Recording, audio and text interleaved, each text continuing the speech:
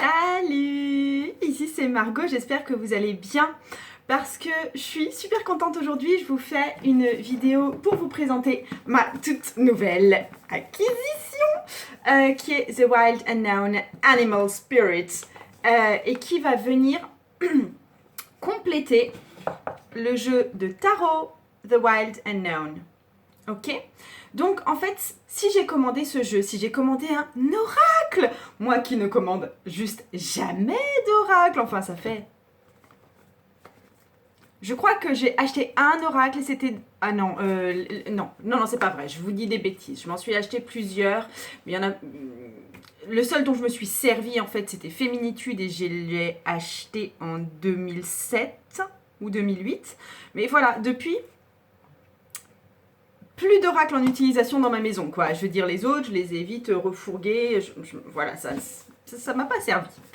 Donc, j'ai acheté cet oracle parce qu'il me fait de l'œil depuis un moment.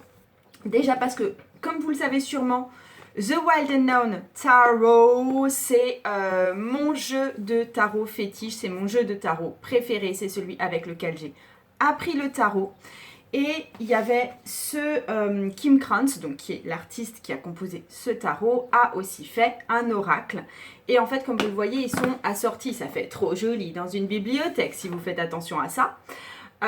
Mais en fait, les cartes sont exactement du même format, peuvent être mélangées ensemble, peuvent être superposées très très facilement. Je vais vous montrer un petit peu.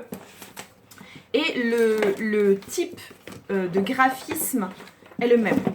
Alors, ça c'est Wild Unknown Tarot. Et ça, c'est... Alors... Ah! Si j'y arrive. Et ça, c'est... Wild Unknown Animal Spirits. Vous voyez?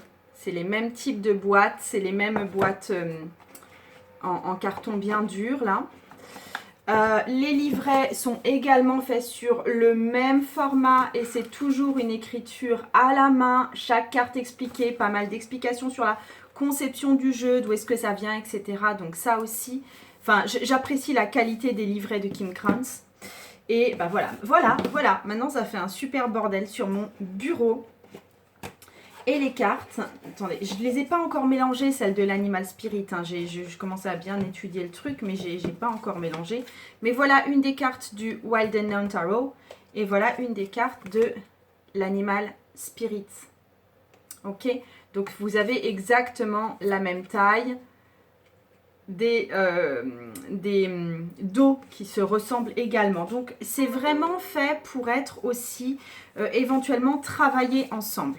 Et c'est aussi comme ça que moi, je compte l'utiliser aussi. Je tiens vraiment au tarot, je tiens vraiment à travailler avec le tarot. Et donc, je vois ça vraiment comme un complément, comme un ajout au tarot, comme une indication supplémentaire. On m'a posé la question à 2 reprises ces temps-ci si j'utilisais les oracles en complément des tirages de tarot et ma réponse était non. Et en fait avec celui-là c'est ouais, c'est comme ça que je compte utiliser ce jeu-là principalement. Après, je vais peut-être me tirer quelque temps une petite carte par jour pour vraiment me familiariser avec, même si j'ai du mal avec les 1 carte par jour. On va plutôt dire 3 cartes par jour, histoire de vraiment connecter avec. Mais bon, bref, c'est pas le sujet. Seul reproche pour ce jeu-là, c'est la même chose pour le jeu de tarot. Ça ne s'étale pas bien. Les cartes sont, comment dire, c'est une belle qualité de carton. Du coup, c'est très légèrement attachant ou un tout petit peu rugueux. Et du coup, si on veut vraiment battre et étaler comme ça sur toute sa table, c'est compliqué. Le Wild Unknown Tarot, c'est un jeu avec lequel je n'étale quasiment jamais le jeu parce que c'est un peu mission impossible. Ça fait un truc qui est moche et tout. Donc c'est un truc que il peut m'arriver de le faire avec d'autres jeux, même si je préfère tirer en haut des piles quand je fais mes tirages. Mais avec le Wild Unknown Tarot, je le fais pas parce que ça fait juste un truc nul et pas trop possible. Donc, je vais vous en dire un peu plus sur l'Animal Spirit, même si c'est un jeu qui est assez connu. Je pense que vous trouverez d'autres vidéos à ce sujet aussi. Mais s'il m'a plu spécialement et s'il s'accorde si bien avec le tarot, c'est qu'il est bâti sur le même type de structure. On retrouve un rangement de suite par élément. Ici, on a l'élément terre, suivi de l'élément, attendez, de l'élément eau. On a le symbole de l'eau. On a les symboles alchimiques qu'on retrouve au fond de la boîte. On a ensuite le feu. On a ensuite l'air. J'en profite pour vous montrer certaines cartes. Et on a ensuite des cartes esprit. D'accord? Spirit. Pour vous faire le petit topo sur ce qu'elle signifie exactement, pour la terre, on va avoir des animaux justement bien terriens, des animaux de la forêt, des animaux qui vivent directement dans la terre, des animaux qui vivent dans des... ouais, voilà, tout ce qui est forestier et qui vont représenter l'élément terre, tout ce qui a un rapport justement avec l'argent, le monde matériel, la famille, le corps. On le trouve dans l'élément terre, aussi bien dans l'élémentaire de ce jeu que dans les jeux de tarot pour la suite des deniers. Et je tiens aussi à signaler qu'il y a 14 cartes par élément, c'est-à-dire le même nombre que dans les suites de tarot. Ensuite, l'élément R, pardon, pas l'élément R, l'élément O. Attendez, je les détache de tout le reste. C'est pas des cartes qui glissent bien. On a vraiment là aussi des cartes des animaux qu'on va retrouver dans l'élément O. C'est assez logique. Par contre, les cartes ne sont pas pareilles, il y en a 14. Ce n'est pas numéroté, donc elle dit quelque part qu'il s'agit peut-être d'une montée en puissance de l'évolution de conscience. Mais elle dit aussi dans son livret que ça peut parfaitement être mélangé. Et si on oublie l'ordre dans lequel ils sont au départ, c'est absolument pas grave.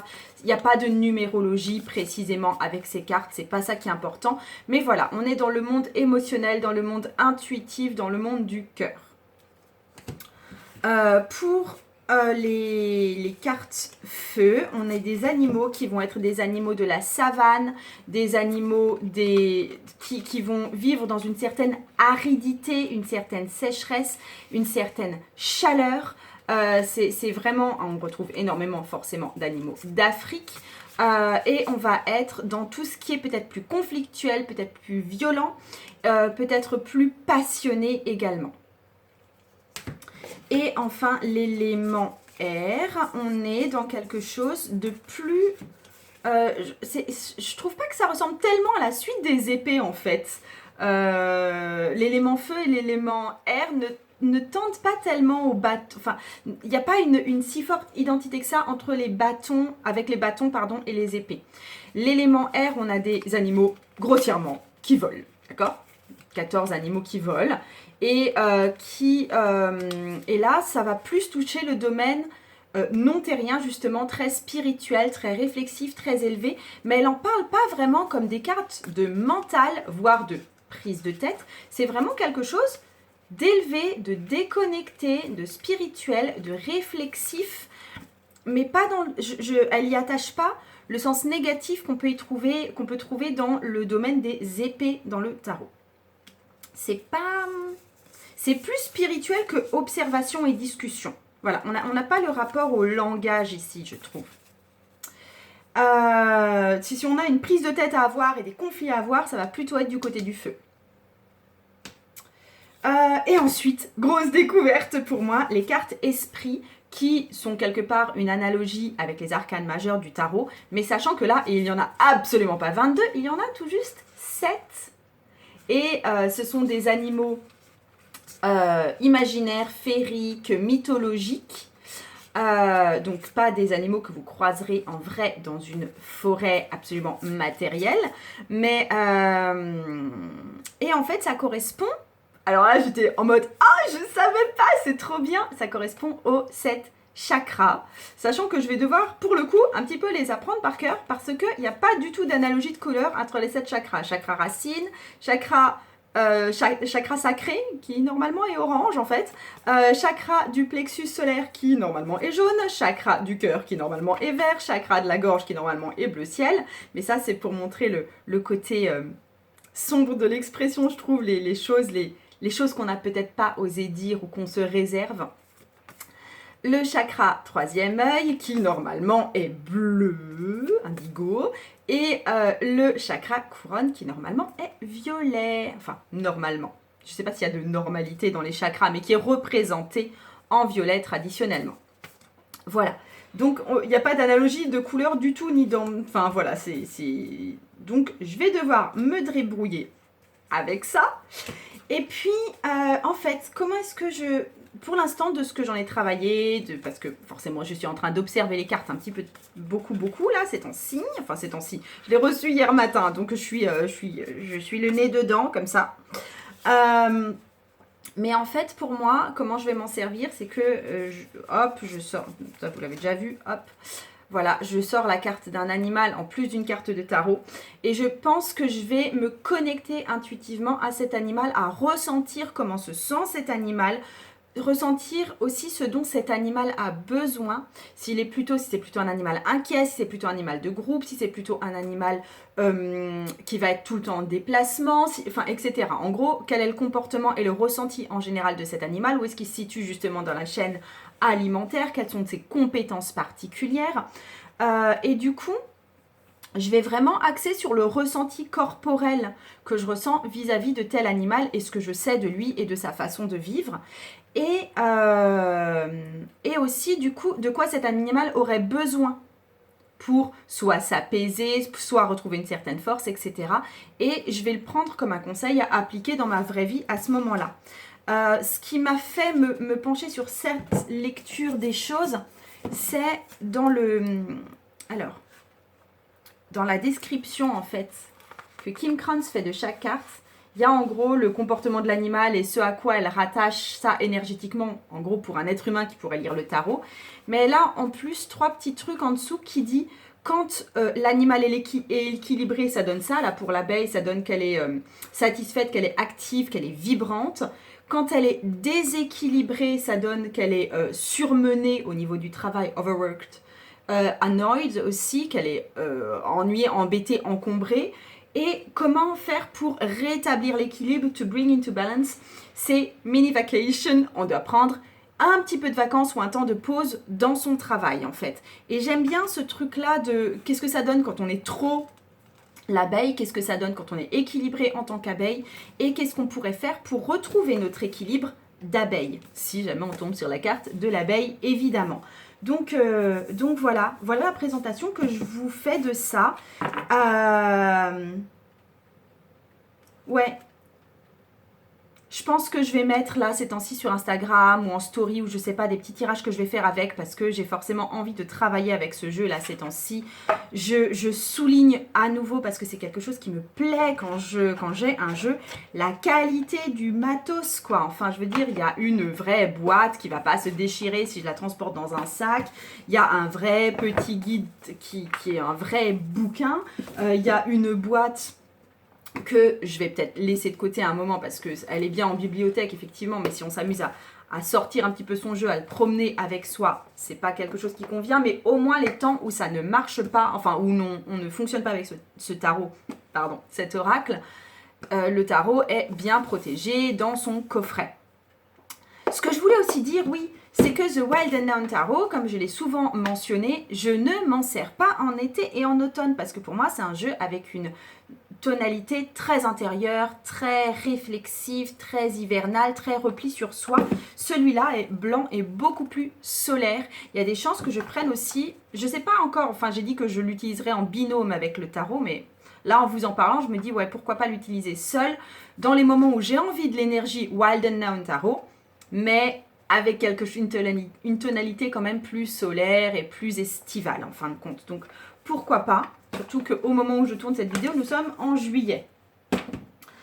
Ce que je voulais vous dire aussi, qui n'a pas grand chose à voir avec ce tarot, mais c'est plutôt par rapport à mes projets à venir, les autres choses que je mets en place. En fait, là, en fait, ce que je fais des fois, quand j'ai été saisie d'une frénésie de lancement ou de travail ou etc., je me dis, oh stop, maintenant t'arrêtes de faire des trucs et tu te poses et maintenant tu fais rouler ton entreprise juste comme elle est. Et forcément, il s'ensuit un espèce de boom créatif à l'intérieur de moi parce qu'à partir du moment où je m'autorise à ne plus rien faire et à ne plus rien créer, et ben forcément ma machine s'emballe et je me remets à être très créative.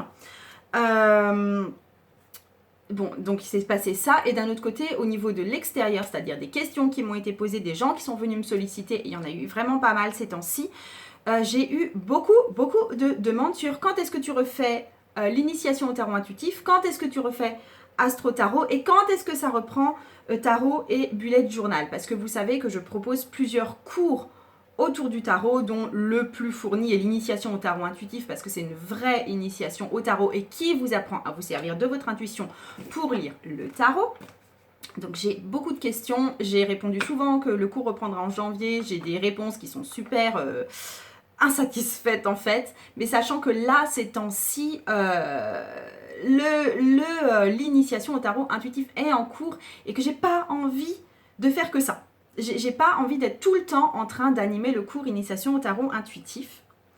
Et donc là, de toute façon, fin août, début septembre, il y a le lancement pour tarot et bullet journal parce que je veux le faire en septembre, parce que c'est une énergie de septembre, étant donné qu'on est dans l'énergie de la rentrée et que c'est bien aussi de pouvoir poser des objectifs à ce moment-là et apprendre à les concrétiser à ce moment-là avec l'aide du tarot. Donc c'est complètement cohérent de le faire en septembre. Par contre, ce que je suis en train de faire pour l'initiation au tarot intuitif, pour Astro Tarot, mais ça va me prendre plus de temps parce que j'ai pas mal de choses à reformuler au niveau de ce cours-là. Je dois le travailler et l'affiner, on va dire. Je pense que ça va devenir des cours permanents, c'est-à-dire des cours que je mettrai à disposition qui seront achetables à l'achat sur mon site, mais que les gens vont recevoir tous les vidéos, tous les PDF, mais qu'il n'y aura plus, et ils pourront s'inscrire sur le groupe Facebook également, et par contre, moi, je n'offrirai plus de soutien régulier. En fait, ce ne sera plus un cours avec soutien, ce sera un cours en autogestion, on va dire. Ils recevront tout d'un coup tous les modules et chacun fera son apprentissage à son propre rythme. Et moi, je ne serai plus là à faire la prof quelque part. Pourquoi ça? Eh bien, tout simplement parce que je suis en train d'évoluer, je suis en train d'avoir envie de concevoir d'autres cours. Je suis en train notamment d'avoir envie de proposer un vrai gros cours très accompagné sur un petit groupe concernant le travail de l'ombre. J'ai envie aussi de faire un autre travail de groupe sur la base des personnages de la cour du tarot avec des méditations guidées pour chaque personnage en rapport avec les éléments, en rapport avec les phases de la lune et faire un travail de groupe comme ça. On va passer tout un niveau ensemble avec ces 16 personnages de la cour. Ça me parle à fond la caisse de faire ça, j'ai très envie. Donc il y a des nouveaux projets que j'ai envie de mettre en place qui vont me demander beaucoup de temps en conception et en accompagnement aussi quand ils seront lancés. Et du coup, j'ai besoin par ailleurs de me délester de certaines choses pour pas me retrouver en craquage, tout simplement. Parce que j'ai envie qu'il y ait des nouvelles choses dans ma vie et donc il y a certaines choses sur lesquelles je dois investir tout simplement moins d'énergie et c'est ce que je vais faire en mettant la plupart de mes cours autour du tarot à disposition et en exploitation tout simplement juste comme ça. Donc j'espère que ça vous plaira aussi. J'espère que... ouais, je vais vous laisser plus en autonomie là-dessus et je vais m'occuper plus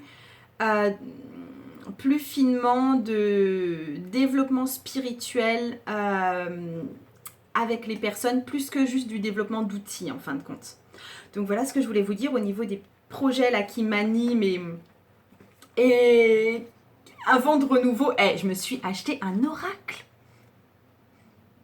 Je me stupéfie moi-même, je n'achète jamais d'oracle. Mais je suis trop contente de l'avoir. Franchement, je suis... Waouh, c'est trop bien. Je vais pouvoir bosser avec. Donc voilà.